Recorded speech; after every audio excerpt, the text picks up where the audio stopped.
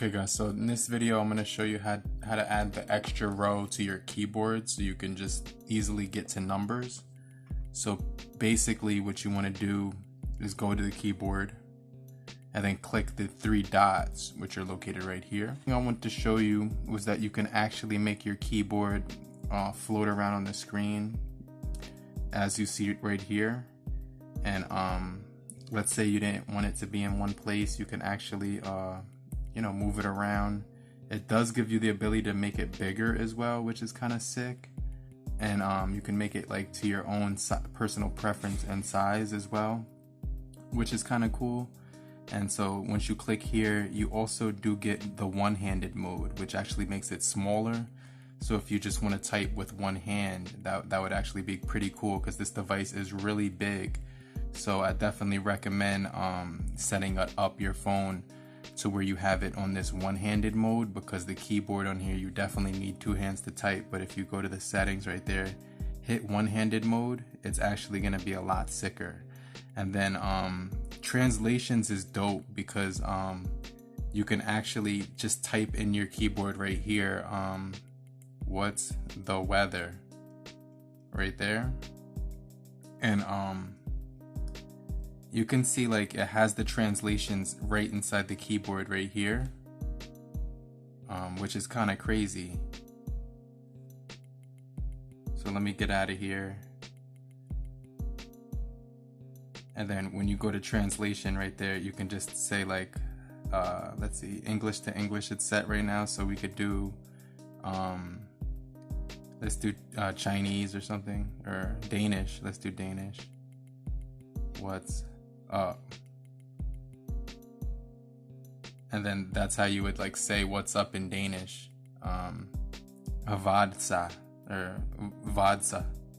I think I'm probably saying that wrong. Let's try Spanish, which I'm a little bit more familiar with than Danish. So I've never actually like learned any words in Danish, but Spanish I actually know the language a little bit, and I could tell you.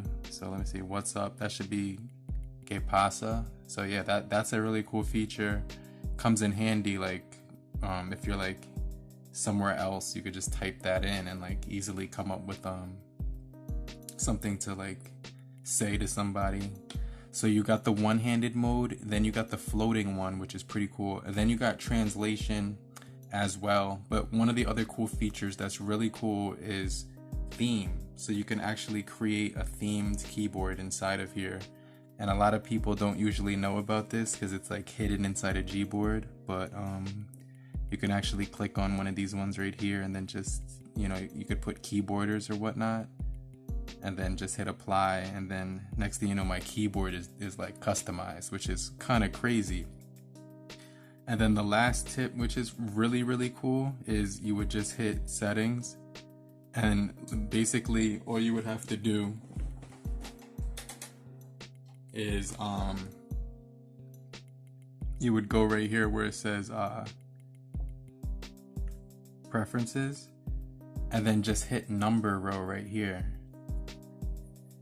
and then right away you're gonna see that it has the number row. You could also customize like the one-handed mode right here as well, and the height you can change to your personal preference, and you can also make it so you get like sound while you're pressing keys and stuff like that, and change the haptic feedback too. But like the keyboard is probably like one of the most important things about typing.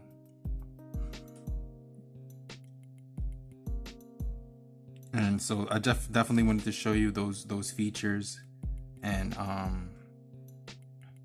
like show you that just in case you forgot, maybe you weren't using it, or maybe you just needed a refresher. But it's your boy Serrano. I hope you guys found these quick Gboard tips helpful in any way possible. But if you did, make sure you guys hit the like button and show your support and appreciation. But in the meantime, have a great morning, afternoon, evening, and depending on where you are, have a great night. And I'll check you guys later, crew. Peace.